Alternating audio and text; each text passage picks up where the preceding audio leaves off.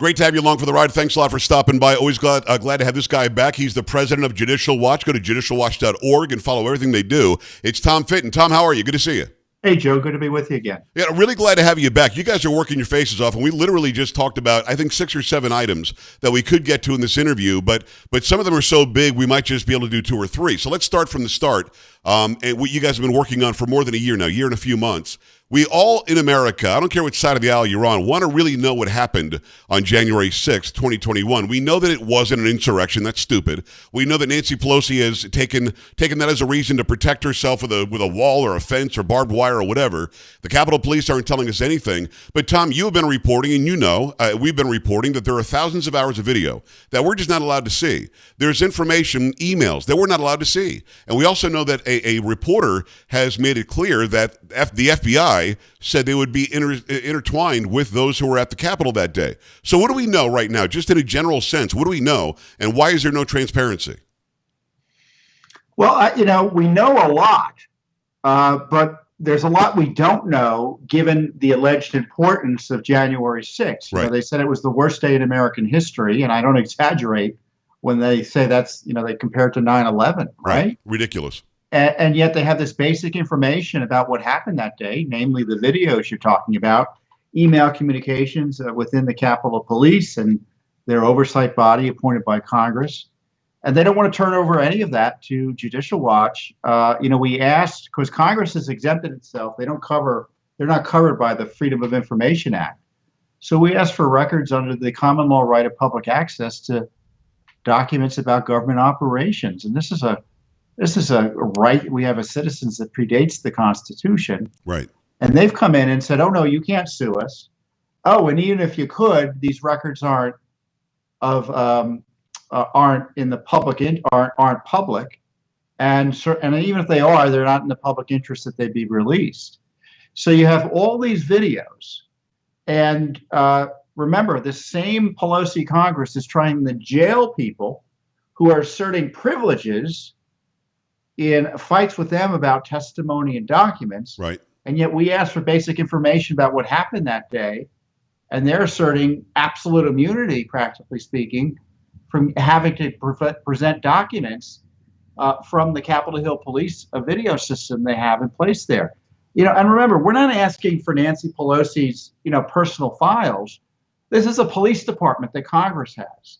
That we pay for. It's not subject to any of the transparency requirements or accountability that virtually every other police department in the free world would be subject to. We pay their salaries, right? I mean, they're subsidized by the taxpayers. Those video cameras are bought with our money. What is sovereign immunity, Tom? I never heard that claim before. What the hell is sovereign immunity? And that's the reason why Congress is saying that you can't have it. Well, sovereign immunity is I'm not a lawyer, but my understanding of it is that you can't sue unless there's a kind of a law that allows you to be sued. And Congress hasn't allowed itself to be sued here.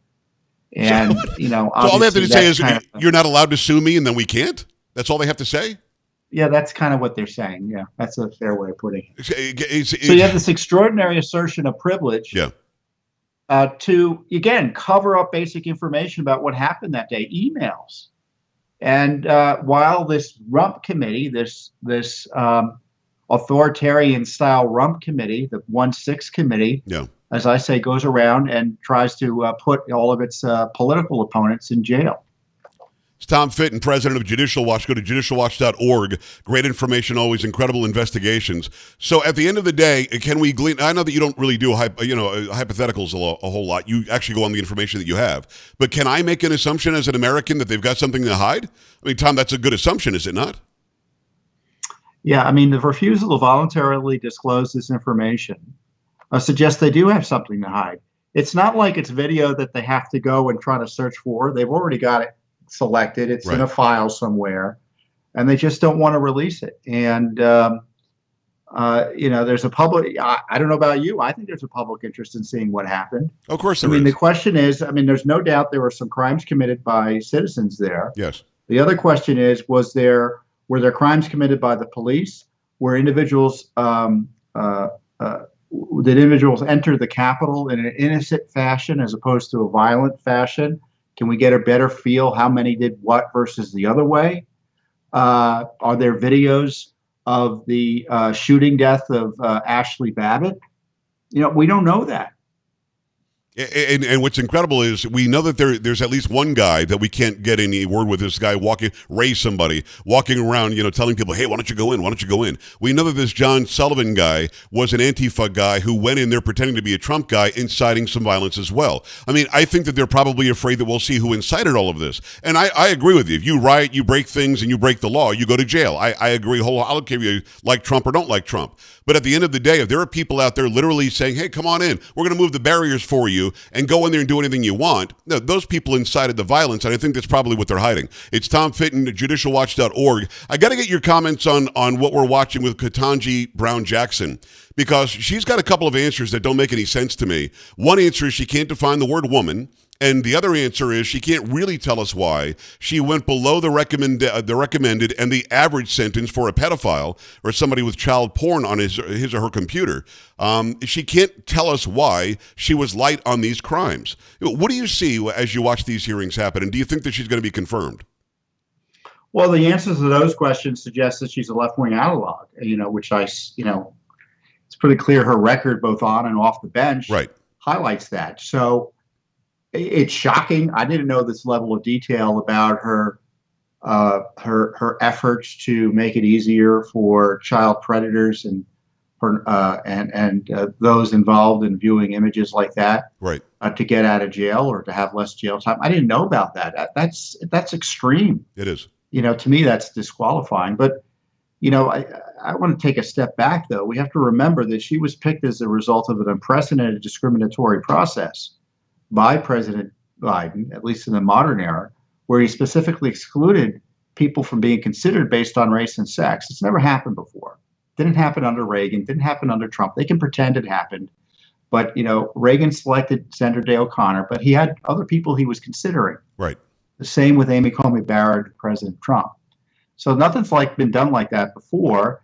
And plus, she's got this school on the board of trustees, on which she sits, Georgetown Day School, which is a private institution here in Washington, D.C., that is, Karl Marx Inc. in terms of its CRT radical agenda being shoved down the throats of children there. It's a real radical approach to schooling. And, she's being asked to go on the bench for 30, 40 years. And my concern is, you asked at the end of your question, will she be confirmed? I hope not. My concern is that the Republicans have been planning to lose. They generally oppose her, but they're not thinking, oh, we're gonna really go to the mat here. We're gonna make a point. We're gonna try to win. They're not trying to win. And I think her testimony, I hope, causes other Republicans to think, well, maybe our opposition can't. This person is just too extreme for the Supreme Court, and we'll see. But I think our hearings have gone awfully, and I'm being objective. I know people think I'm not being objective, right? But I was surprised. I mean, we've appeared before her many times in FOIA cases. We had one or two cases before her on the appeals court. I didn't know she was so far out in terms of her left-wing activism. Yeah, what disturbs me is, because you're right, the Republicans aren't really sort of circling the wagons. You had Mitt Romney, I think, yesterday said, they're being too hard on her. Just that's a vote that's gone, and that would sway them to say yes to her. But hopefully you get somebody from the Democrat side who's going to say, like Manchin, maybe Sinema, who says, well, wait a second, I'm not so sure I'm happy to have this person on who lied about CRT. I'm glad that you brought up the school where she's on the school board. She said she doesn't think it's being taught in school. CRT is being taught in that school. She's on the board that decides the curriculum there. She knows that CRT is being taught there. Quite literally, they have every published book by this author of the 1619 Project. Then she pretended that she didn't even know what the 1619 Project really was. And she said, we've never used CRT in the law. I don't know much about it. And then Cruz gave a statement from a speech she gave that said she does use CRT. So, I mean, Tom, is that the deal? Just lie about it and you'll get confirmed, I guess, because those are three things right there that she didn't tell the truth on. Yeah, I think she's being disingenuous. She's acting like other left-wing activists act when they're asked about CRT. They pretend it's a non-issue. It's not relevant to schooling, even though its philosophy and principles are being taught too often in our schools. And in the case of Georgetown Day, the school in which she sits on the board of trustees, it permeates their curriculum. Anyone can go and look at their website. I mean, they're proud of it, and I guess you can send your kids there. But this is her philosophy, and these issues are going to come up before the court. If our view is correct that CRT is racist, it could come up before the court in dramatic ways before you know it. She wouldn't. Tom Fitton, by the way. Tom Fitton, go follow him on all social media. Follow Judicial Watch on social media. Go to judicialwatch.org. He's the president at Judicial Watch. They do a great job every single day. I urge you to go to the website and go follow Tom everywhere. She wouldn't answer the question about packing the court. And that was telling to me. But Tom, do you know what the process is? If Congress decides they want to pack the court and change it from 9 to 15 justices on the Supreme Court, and the president signs it, then we could sue as the American people that are somehow harmed by this, and it would go in front of the Supreme Court where she would have to give a decision. Sitting Supreme Court justices, very left-wing, have said, I would not be for packing the court. She wouldn't answer it. Do you think she should have? When I look at all of her answers, they're all designed to make sure the left doesn't get angry with her. Okay. Right. And I think most of it, in the case of packing the court, to me, you could answer it. Maybe you shouldn't answer it because it's a policy question. It's not necessarily going to be before the court because I think it's pretty apparent Congress may have the discretion to expand the number of justices, however appropriate it might be for a republic. But to me, she's a left-wing ideologue, and she's talking like one. For instance, her refusal to define woman and say, "Well, I don't know what it is. I'm not a biologist."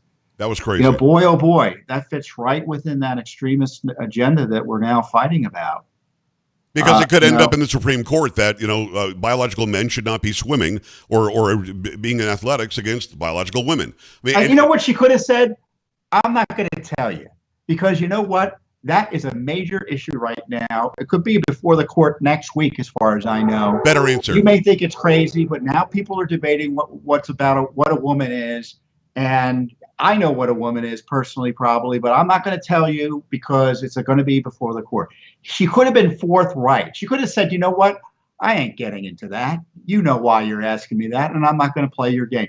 Instead, it was, I don't know. I'm not a biologist. Well, she literally said, I'm not a biologist, which I found to be startling. Well, Tom, you're right. All she had to say was, I know the definition. I'm clear on the definition. These are cases that might be on the way. And if I tell you something, I'm going to somehow hedge the bets of those who are bringing the cases. I'd rather not say, but there's a clear definition for a woman. To say I don't know, or I can't define it, or I'm not a biologist was ridiculous. It's Tom Fitton, the president over at Judicial Watch. I want to make one connection here, or one leap here, if you don't mind, to Ukraine. It has to do with Hunter Biden's laptop. I don't know why we had to wait for the New York Times to say it was his laptop. We all knew it was. He didn't even deny it when he was on ABC News. He said, I don't know, I guess it could be. Of course, it's his laptop. Of course, these are images and videos of him. And of course, kicking up 10% to the big guy is something that he said.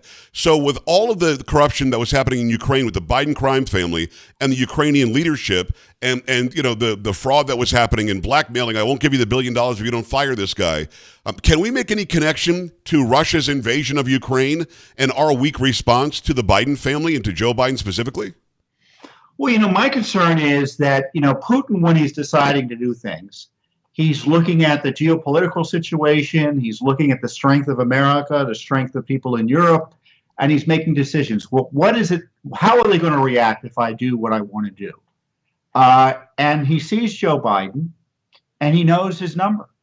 He knows that his son received money. It's quite obvious his son received money simply because Joe Biden was vice president. Right.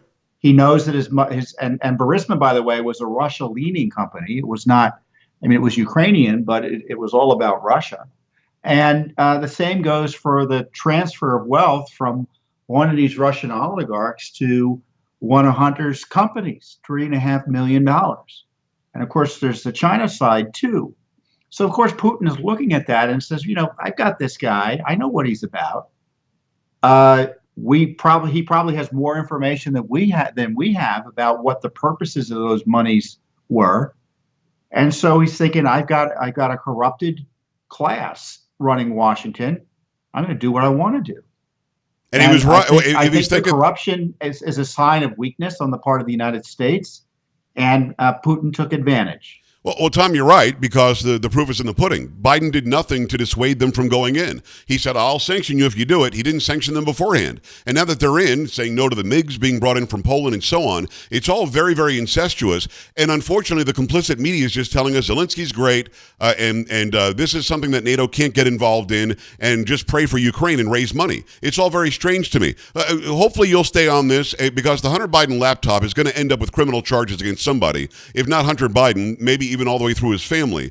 But I mean, what's on there now that the New York Times admits it? And again, for some reason, we give them credence. I don't know why. There has to be an investigation. There has to be a result. I would be stunned. Would you be stunned if the FBI didn't arrest somebody, charge somebody with something? I wouldn't be stunned. Not at this step. Really? Not the way the FBI's been. I mean, look, they've been sitting on it since at least 2019. Joe's been implicated in it. And, the real issue with the Hunter Biden story, the laptop has been reconfirmed by New York Times. Right. And they're highlighting the Justice Department trying to, I'm sure the defense attorneys were leaking to the Times too, trying to think of ways not to indict Hunter, even though his father's been implicated. I mean, when, General Barr the other day, the former attorney general, was saying, well, I was angry when Biden was lying about the Hunter Biden laptop. Well, I don't care if you were angry, but wasn't that an indication that he might have been implicated because he was lying about something that implicated him? Are you suggesting, Tom, under that the rules of the Justice Department, he should be the subject of a special counsel Of course. if not Joe, but Hunter. But the special counsel could have been put in place by Barr. That's why I'm so stunned that he's out there yapping. He neglected to do that. That was a big fail. Look, the Republicans on the Hill don't care about pursuing corruption. I know there are exceptions, but the exceptions prove the rule. Yeah. The leadership has zero interest in pursuing corruption and accountability. Otherwise, we would have had a special counsel the moment Garland was confirmed. You and I couldn't agree more. It's Tom Fitton, President Judicial Watch. Tom, I could talk to you for 3 hours. Come back on again soon. I love the work that you're doing. Everybody go to judicialwatch.org. Thanks a million, my friend. You're welcome. Thanks, Joe. All right, brother. We're back after this. Stay right here.